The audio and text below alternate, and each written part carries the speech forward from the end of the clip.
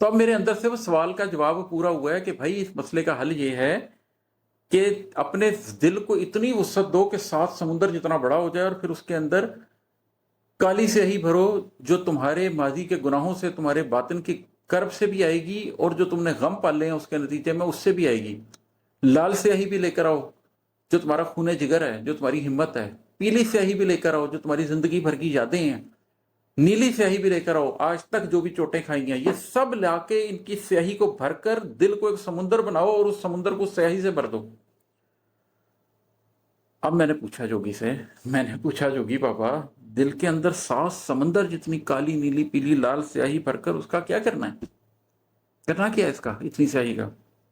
جوگی بولا بس بیٹا لکھتے جانا ہے، یادوں ماضی کی پرتوں سے، خون سے اور دل کی چوٹوں سے، غم سے اور اپنے عملوں سے۔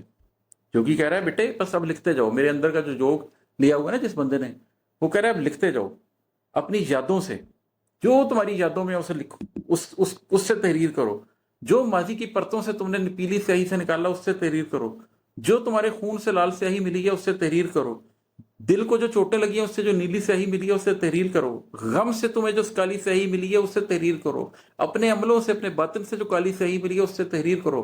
گویا اپنی پوری ہستی سے، اپنی زندگی میں تم نے جو کچھ حاصل کیا اس سب کو اکٹھا کر کے لے آؤ، سب کو سیاہی بنا دو۔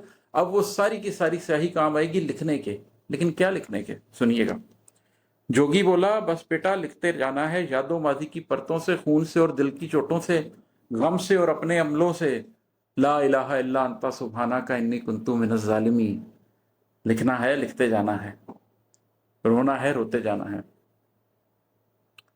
یونس صلی اللہ علیہ وسلم مچھلی کے پیٹ میں تھے، اللہ کی مرضی کے بغیر نکل کھڑے ہوئے تھے، تو پھر کشتی میں قرہ نکلا اور ان کو پانی میں پھینک دیا گیا، پھر رات کا اندھیرا،